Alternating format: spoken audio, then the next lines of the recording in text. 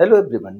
All of you are being welcomed in a new session of Quantum Leap Global Academy, where I'm going to discuss some more important exam-oriented questions of confusing nouns regarding my previous session 3. जो तीसरा मेरा session था उसमें जो confusing nouns हमने discuss किए थे उसको हम उससे रिलेटेड एग्जाम ओरिएंटेड क्वेश्चंस जो है हम इस नए सेशन में लेके आए। एक चीज देखना, हमने टॉपिक का नाम ही रखा कंफ्यूजिंग नाउन्स, और कंफ्यूजिंग नाउन्स में कंफ्यूजन से क्लैरिटी की ओर बढ़ते हुए हम लोगों ने एक कंसिस्टेंट जर्नी मेंटेन किया है। उस जर्नी को आगे बढ़ाते हुए कुछ बहुत ही इंपॉर्टेंट क्वेश्चंस हम लेके आ रहे हैं जो आपके अंदर कॉन्फिडेंस देगा और आपको एग्जाम ओरिएंटेड बनाएगा, आपके अप्रोच को परफेक्ट करेगा। देखना, आप यहाँ पे क्वेश्चन लेते हो, if you break down your articles once again you will find out so many mistakes in it as well. और करना, यहाँ पे हमने ब्रेक डाउन लिया है, it's a phrasal verb. Break down का मीनिंग होता है टू एनालाइज समथिंग प्रॉपरली और माइन्यूटली। तो अगर आप अपनी आर्टिकल को एनालाइज करोगे, आर्टिकल मतलब हमने बताया था ऐसे, यहाँ हमने आर्टिकल्स लिखा है। आर्टिकल्स ऑब्जेक्ट्स की बात करता है, गुड्स की बात करता है, तो यहाँ हमें आर्टिकल वर्ड लेना है।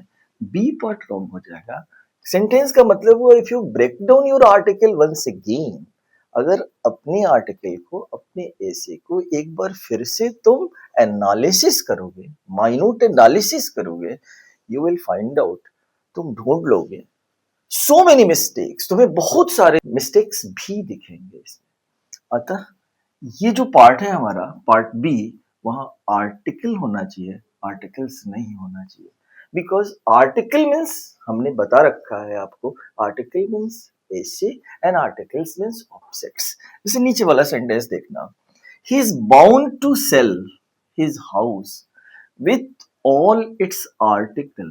अब देखो, यहां पे हमने ऑब्जेक्ट्स की बात की है, यहां पे हमने गुड्स की बात की है, तो वो अपने घर को बेचने को तय कर चुका है। बाउंड टू का मतलब होता है टू डिसाइड समथिंग फॉर्मली, वो एडमेंट है, तय कर चुका है अपने घर को बेचने का और उसके सारे आर्टिकल्स के साथ बेचने का डिसीजन लिया है उसने। तो यहाँ पे जो हमने आर्टिकल वर्ड लिखा है, इस आर्टिकल की जगह पे हमको आर्टिकल्स लिखना होगा इस सेंटेंस को बैलेंस करने के लिए। आते हम लोग नेक्स्ट क्वेश्चन में। An apple always comes to the ground due to the forces of gravitation।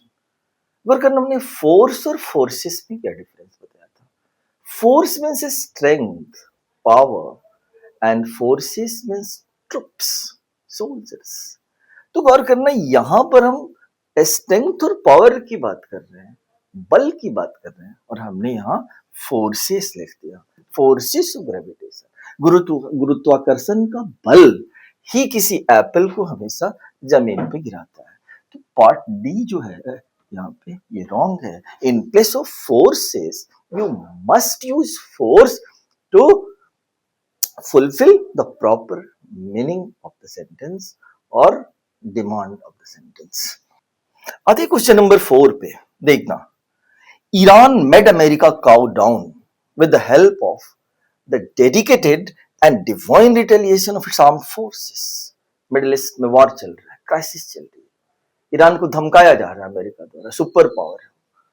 But Iran ने प्रूफ कर दिया कि one's action will speak louder than one's voice. उसने प्रूफ कर दिया कि हम एक्शन में दिखाएंगे, हम बोल के नहीं दिखाएंगे, हम प्रूफ करेंगे कि एक्चुअल सुपर पावर है कौन। और उसकी फोर्सेस का जो डिवाइन एंड डेडिकेटेड रिटेलिएशन की था, उसकी वजह से, उसकी मदद से उसने क्या किया कि अमेरिका को अपने कदमों पे झुका लिया। तो देखो, काउडाउन का मतलब होता है to compel someone to surrender at one's feet. तो ईरान ने क्या किया कि बाध्य कर दिया अमेरिका को अपने फोर्सेस की डेडिकेटेड रिटेलिएशन के के हेल्प से झुकने के लिए। तो यहाँ पे देखो फोर्सेस लिखेंगे हम फोर्स के जगह पे, और पार्ट डी जो होगा वो wrong. Next question, as he is the only issues of his parents, so they are highly attached with him. भाई एकमात्र संतान है वो उसकी, हमने यहाँ पे इशूज वर्ड लिख दिया। इशू का मतलब होता है ऑफस्प्रिंग, इशू का मतलब होता है चाइल्ड, ऑफस्प्रिंग, और इशूज मीन्स मुद्दे, पॉइंट्स, इंपॉर्टेंट पॉइंट्स। और यहाँ चाइल्ड की बात हो रही है, यहाँ पे ऑफस्प्रिंग की बात हो रही है, तो पार्ट बी रॉन्ग हो जाएगा, चूंकि वह अपने माता पिता का, अभिभावकों का एकमात्र संतान है, इस वजह से वे लोग उससे काफी जुड़े हुए हैं। As he is the only issue of his parents, so they are highly attached with him.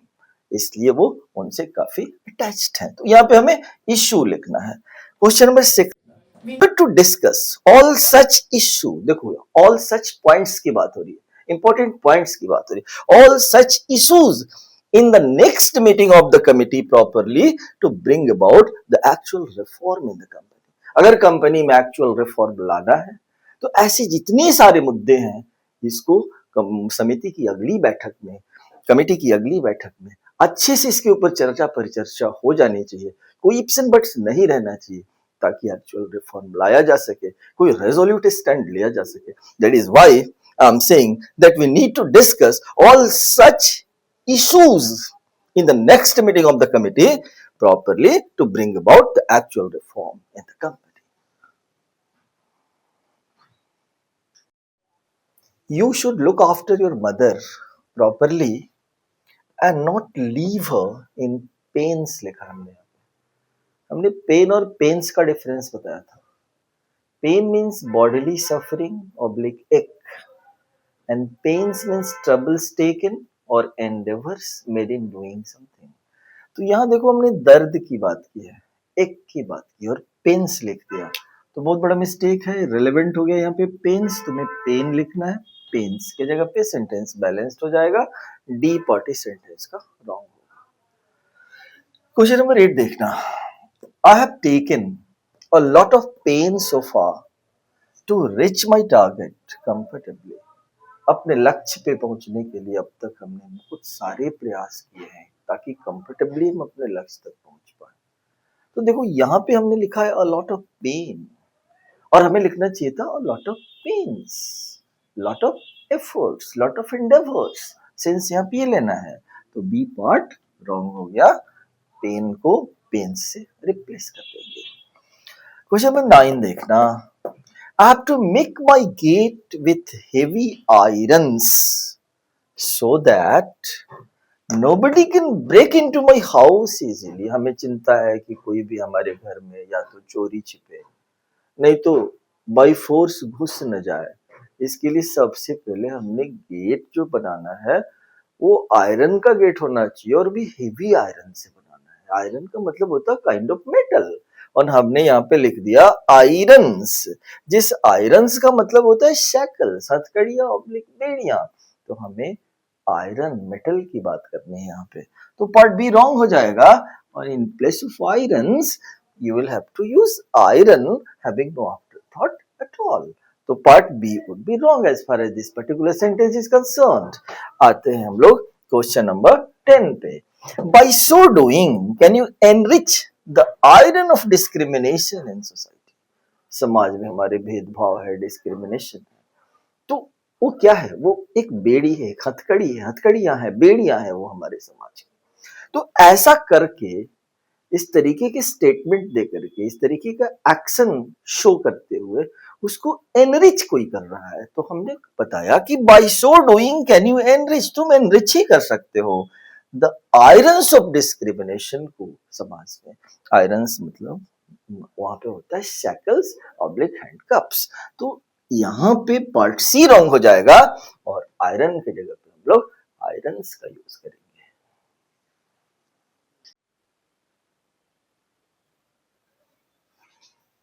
Question number 11, I am unable to identify this very letter comfortably as it is quite unclear.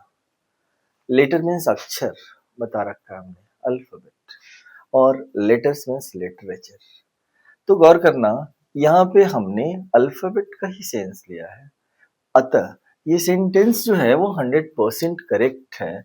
आपको E option accept करना है। ऐसे sentences में बच्चा कहीं ना कहीं error बता ही देता है, स्टूडेंट बता ही देता है, जबकि एरर लेस है ये सेंटेंस, तो आपको यहाँ पे ई ऑप्शन सिलेक्ट करना है। ऐसे सेंटेंसेस एग्जामिनर इसलिए रखता है ताकि वो आपके लेवल ऑफ कॉन्फिडेंस को चेक करे, वेदर यू आर कॉन्फिडेंट और not whenever you are going to give appropriate answer of a certain sentence। आप हो कि नहीं हो कॉन्फिडेंट, ये चेक किया जाता है। क्वेश्चन नंबर 12 देखिए, his father appears to be a man of letter। देखो, अ मैन ऑफ लेटर से सेंस ही नहीं बन रहा, यहां हम लिटरेचर की बात कर रहे हैं, man having absolute command upon various literatures. तो यहाँ पे आपको अ मैन ऑफ लेटर्स करना होगा, लेटर नहीं करना होगा, क्योंकि स्कॉलरली पर्सन की बात कर रहे हैं आप, वहां पे विद्वान व्यक्ति की बात कर रहे हैं जिनको कमांड है वेरियस लिटरेचर्स के ऊपर। इस वजह से यहाँ आपको बी में एरर बताना होगा और लिखना होगा to be a man of letters. His father appears to be, उसके पिता लगते हैं, प्रतीत होते हैं बहुत विद्वान व्यक्ति, ऐसे व्यक्ति जिनका हर लिटरेचर पे बहुत अच्छी पकड़ है, इसलिए आपको यहाँ पे बी ऑप्शन रखना है। क्वेश्चन नंबर 13 देखिए, I am accustomed to taking quarters of milk daily to maintain my perfect health। मैं अपने परफेक्ट हेल्थ को मेंटेन करना चाहता हूँ, इसलिए मुझे दूध चाहिए एक चौथाई क्वार्टर हमेशा, डेली। तो देखो यहाँ पे हमने क्वार्टर्स लिखा हुआ है और हमें क्वार्टर का सेंस लेना है। क्वार्टर मीन्स हमने बताया था फोर्थ पार्ट, और क्वार्टर्स का मतलब होता है स्मॉल हाउसेस। तो यहाँ ये इररिलेवेंट लग रहा है क्वार्टर्स वर्ड, आपको यहाँ पे क्वार्टर लेना है, quarter of milk daily to maintain my perfect health. Question number 14 देखिए, the employees were told to vacate their temporary quarter. अब देखिए यहाँ फोर्थ पार्ट की बात ही नहीं हो रही है, यहाँ स्मॉल हाउसेस की बात हो रही है। तो यहाँ पे हमें temporary quarters by Friday, Friday तक उन्हें जो टेम्पररी क्वार्टर्स दिए गए हैं उनको खाली करने के लिए कह दिया गया है। क्वेश्चन नंबर 15 देखिए, the return of this company is going to be divided amongst all its shareholders very soon। अब देखिए यहाँ पे हम प्रॉफिट्स ऑब्लिक बेनिफिट्स की बात कर रहे हैं और हमने रिटर्न लिख दिया, पे बैक का सेंस दिया, सेंटेंस रेलेवेंट हो गया, मीनिंगलेस हो गया। अतः आपको क्या करना है, रिटर्न के जगह पे आपको रिटर्न्स वर्ड लिख लेना है। The word return is required to be replaced here by returns to fulfil the proper sense of the sentence. तो यहाँ पार्ट ए रॉन्ग होगा। Question number 16, have you ever filed income tax returns up to now. तुमसे पूछा जा रहा है किस part में एरर है, कौन सा पार्ट रॉन्ग है, part A, part B, part C, part D, और नो एरर। याद करना, हमने बताया था पिछले वीडियोस में कि रिटर्न का मतलब होता है पे बैक, पेइंग बैक एक्सेट्रा, मतलब वापसी, अदायगी, रिटर्न। जबकि रिटर्न्स का मीनिंग होता है प्रॉफिट्स ऑब्लिक बेनिफिट्स। जैसे the returns of this company is handsome, इस कंपनी का प्रॉफिट काफी बढ़िया है, हैंडसम। तो यहां देखो हम वापसी की बात कर रहे हैं, पेइंग बैक की बात कर रहे हैं, इसलिए रिटर्न्स के जगह पे हमें रिटर्न भरना होगा। Have you ever filed income tax return up to now? So this particular part of this very sentence is wrong. You'll have to mark C. Next question. You must pay the due regards of your elders properly. बड़ा ही confusing word है, regard and regards. Regard means respect. Pay honor. Regard, pay honor, respects. और regards means blessings, well wishes, etc. हम लोग अक्सर regards का use कर लेते हैं, रिगार्ड और रिगार्ड्स के बीच का ये माइन्यूट डिफरेंस नहीं समझते। तो यहाँ जब बड़े हैं तो उनको ऑनर देना है, उनको रेस्पेक्ट देना है। इस वजह से जो पार्ट सी है यहाँ पे तुम्हें रिगार्ड करना होगा, एस रॉन्ग है यहाँ पे। But I would like to pay my best regard to my followers, followers है हमारे, उनको वेल विशेस उनको देना है, उनको ब्लेसिंग्स देनी है हमें। उस कंडीशन में पार्ट सी रॉन्ग होगा, यहाँ पे हमें एस लगाना पड़ेगा, रिगार्ड्स करना पड़ेगा, otherwise this sentence would be wrong. Let's take next sentence, question number 19। You are in need of fresh papers to write your article. No error. अब देखना पेपर और पेपर्स का डिफरेंस देखो। Paper means writing material, stationery item, कागज, paper. But papers means important documents, और यहाँ article तो paper पे लिखी जाएगी, तो जाहिर सी बात है कि मटेरियल नाउन है, अनकाउंटेबल है, इसमें एस लगेगा नहीं, यहाँ पेपर आप लिखेंगे। आपको फ्रेश पेपर की आवश्यकता है इस आर्टिकल को लिखने के लिए, blank paper, fresh paper. Next देखना, have you not submitted all the important paper in that office. अब देखो यहाँ पे हमको डॉक्यूमेंट्स सबमिट कराने के रिगार्डिंग ये क्वेश्चन है कि क्या तुमने अभी तक उस ऑफिस में अपने सारे दस्तावेज जो है, जो डॉक्यूमेंट्स है, उसको सबमिट नहीं कराया। तो यहाँ पे देखो हमने पेपर लिख दिया, जो रॉन्ग हो गया, यहाँ पे बी पार्ट रॉन्ग है, हमें पेपर्स करना है। ये नेक्स्ट सेंटेंस देखना, समझना बात को। Have you not submitted all the important papers, all the important documents in that office. तो papers will give here the sense of documents. That's why you will have to you will have to use papers in place of paper. Next question, question number 21. I have decided to start this campaign in tomorrow's vespers. अब गौर करना, हमने क्या समझाया था? VSEPR का मतलब होता है इवनिंग, और वेस्पर्स का मतलब होता है evening prayers of churches.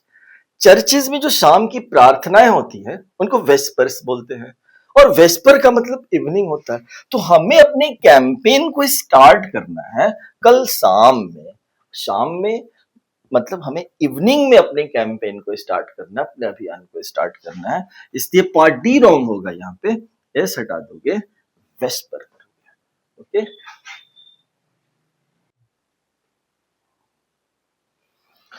question number 22.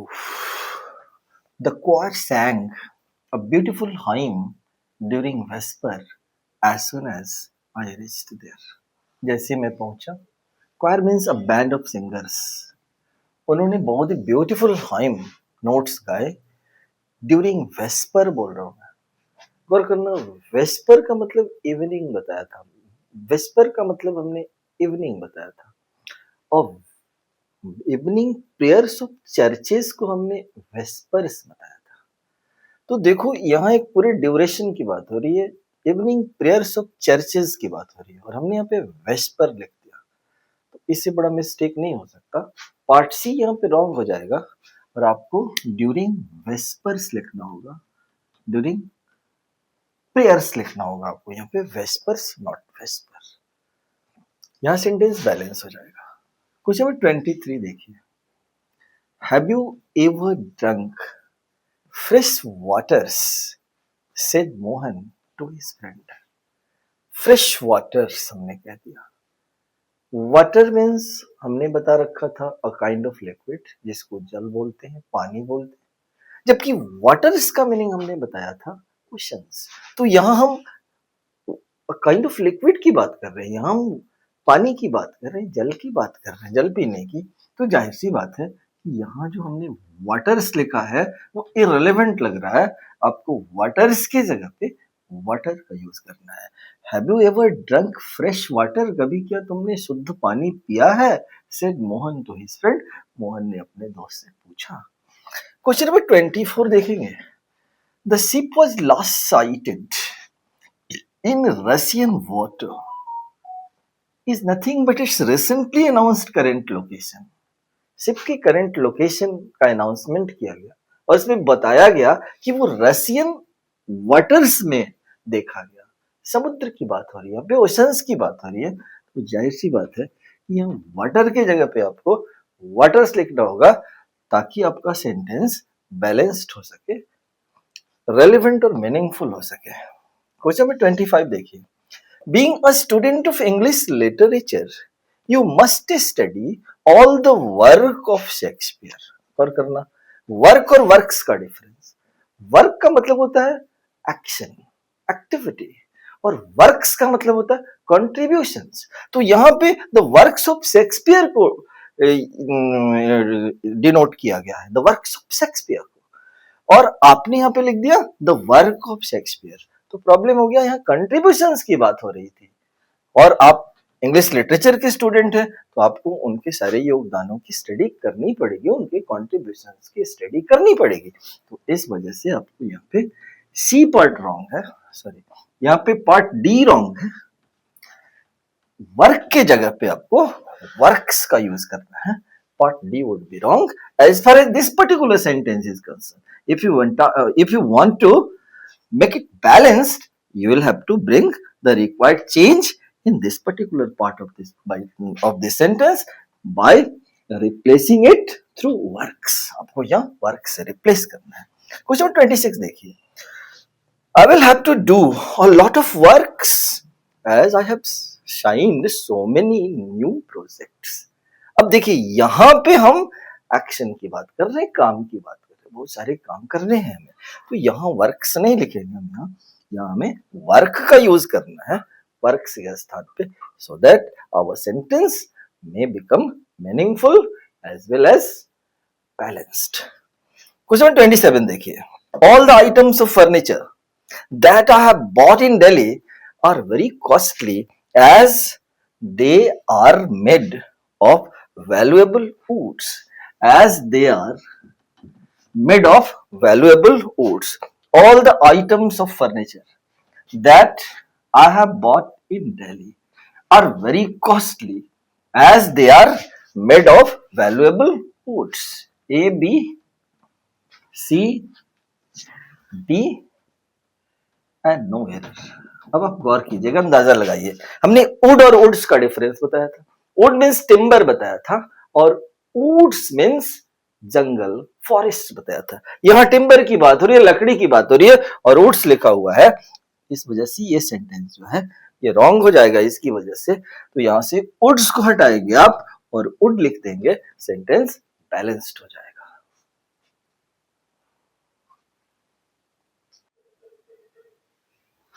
Question number 28. The ways you are following to achieve your goal is so inspiring that everybody wants to follow it। गौर करना वे और वेज का डिफरेंस। हमने वे का मीनिंग बताया था पाथ, ट्रैजेक्टरी, तरीका, और veg means हमने मेथड्स या टेक्निक्स बताया था। तो यहाँ हमने पाथ की बात की है, रास्ते की बात की है। तो जो रास्ता आप फॉलो कर रहे हो, the way you are following to achieve your goal, वो इतना इंस्पायरिंग पाथ है, इतना इंस्पायरिंग पाथ है कि हर कोई उसको फॉलो करना चाहता है। तो यहाँ पे जो आपने लिखा हुआ है वेज, वो इररिलेवेंट मालूम पड़ रहा है, इनकरेक्ट मालूम पड़ रहा है। In place of ways you will have to use way to get this sentence balanced in a proper. इसको बैलेंस करवाना है तो आपको यहाँ पे वे लिखना पड़ेगा। क्वेश्चन नंबर 29 लीजिए, could you please suggest to me the proper way to solve such puzzles comfortably. अब यहाँ पे हम मेथड्स की बात करने जा रहे हैं, तरीके की, टेक्निक्स की बात कर रहे हैं। पजल्स को सॉल्व करने की कुछ स्पेसिफिक टेक्निक्स होती है, क्या कृपया आप हमें वो सजेस्ट करेंगे। तो वैसे केस में जो हमने यहाँ पे वे लिखा है, इस वे के जगह पे आपको वेज का प्रयोग करना होगा इस सेंटेंस को बैलेंस करने के लिए। क्वेश्चन नंबर 30 देखिए, you must allow for means consider, you must allow for all these social manners. गौर कीजिएगा, मैनर मीन्स हमने मेथड बताया था, टेक्निक बताया था, और मैनर्स मीन्स हमने एटिकेट्स बताया था, मोरालिटीज बताया था। तो यहाँ एटिकेट्स और मोरालिटीज का ही सेंस दे रहा है ये सेंटेंस। वैसे केस में आपको कोई एरर नहीं मिलना चाहिए, आपको ई मार्क करना है। अब देखिए, ऐसी क्वेश्चन मैं बार बार बोल रहा हूं इसीलिए रखा जाता है कि आप कोई ना कोई मिस्टेक कमिट कर दें, क्योंकि नेचुरली आप नो एरर मानते नहीं हो। वैसे केस में अननेसेसरीली आप किसी पार्ट को रॉन्ग बता देते हो बिना समझे हुए। तो अगर आपको नो एरर दिख रहा है, वैसे केस में मैनर और मैनर्स का डिफरेंस आप समझ रहे हैं, नो एरर दिख रहा है, तो why not you are pointing out this particular part of this sentence. इस पार्ट को क्यों नहीं पॉइंट आउट कर रहे हो, नो एरर को क्यों नहीं सिलेक्ट कर रहे हो आप। तो आप इसे सिलेक्ट कर लो, कोई प्रॉब्लम नहीं। तो up to what extent you are confident enough in your examination, examiner ये चेक करता है और उसके लिए आपको अपना कॉन्फिडेंस लेवल बढ़ाना पड़ता है, दिखाना पड़ता है, और ये प्रैक्टिस पे ही डिपेंड करता है। The more you practice, the more confidence you will attain and the better you will perform in your examination. तो जाहिर सी बात है कि आपको कॉन्फिडेंटली जाना है, प्रैक्टिस करके जाना है एग्जाम में। क्वेश्चन नंबर 31 देखिए, she called everything a spade a spade. A spade, to call a spade a spade, एक फ्रेज लिया हमने, फ्रेजल वर्ब, जिसका मतलब होता है to express something frankly, frankly and boldly, बिना किसी लाग लगाव के कोई चीज बता देना, समझा देना। तो she called everything a spade before her father in a proper manner, अच्छे तरीके से सब कुछ, दूध का दूध और पानी का पानी उसने कर दिया। तो गौर कीजिएगा, she called everything a spade before her father in a proper way। अब देखिए इन अ प्रॉपर मैनर, अब हमने मैनर और मैनर्स का डिफरेंस तो बता रखा है, मैनर मीन्स वे और मेथड, तो यहां भी सेंटेंस में कोई प्रॉब्लम नहीं है, तो यहां भी आपका नो एरर ही ऑप्शन को आपको सिलेक्ट करना पड़ेगा। क्वेश्चन नंबर 32 देखिए, I have not seen such a lovely spectacles in my life so far। Such a lovely spectacles, हमने स्पेक्टेकल और स्पेक्टेकल्स का डिफरेंस बता रखा है। स्पेक्टेकल का मतलब होता है साइट, दृश्य, सीनरी, और स्पेक्टेकल्स मींस होता है चश्मे, ग्लासेस, आई ग्लासेस की बात हो रही। तो यहां पे देखिए सीनरी या साइट का सेंस लेना है, तो पार्ट बी रॉन्ग होगा, स्पेक्टेकल्स की जगह पे आपको स्पेक्टेकल यूज करना है, सेंटेंस बैलेंस्ड हो जाएगा। Question number 33, there is a lovely pair of spectacles that appears to be very costly। जाहिर सी बात है कि ये सेंटेंस जो है ये चश्मों की बात कर रहा है, और वहां पे हमने स्पेक्टेकल लिख दिया, ग्लासेस की बात हो रही है यहाँ पे, और हमने स्पेक्टेकल लिख दिया, तो पार्ट बी रॉन्ग हो जाएगा, और यहाँ आपको स्पेक्टेकल्स का प्रयोग करना पड़ेगा सेंटेंस को बैलेंस करने के लिए।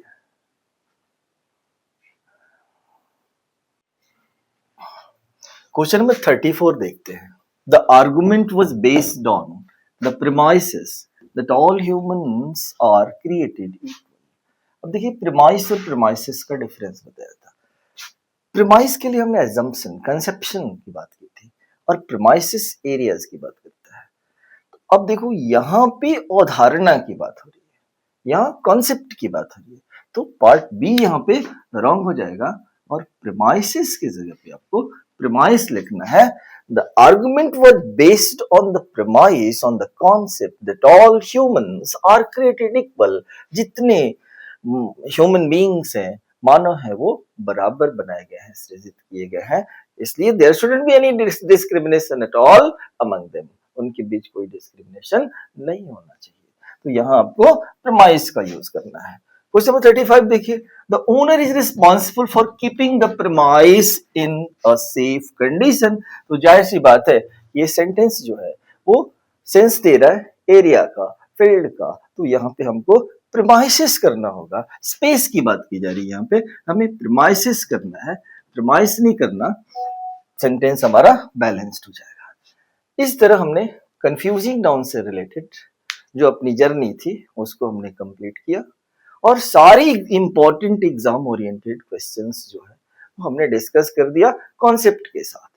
वैसे तो मेरे तरफ से कोई कंफ्यूजन नहीं रखा गया, हमने हर सारी चीजें, सारा कॉन्सेप्ट क्लैरिफाई कर दिया। फिर भी अगर कोई डाउट हो तो आप कमेंट सेक्शन में अपने डाउट्स को मेंशन कर सकते हैं, जिसका एप्रोप्रिएट सेटिस्फैक्टरी आंसर दिया जाएगा। और अगला जो हमारा वीडियो होने जा रहा है वो और ही ज्यादा इंपॉर्टेंट होने जा रहा है, नाउन से रिलेटेड, जिसमें हम लोग प्लूरलाइजेशन ऑफ लैटिन नाउन्स की बात करेंगे, जो कि एक वेग कॉन्सेप्ट बना हुआ है, इसको भी हम डिस्कस करेंगे, अगले वीडियो में लेके आ रहे हैं। Thanks a lot.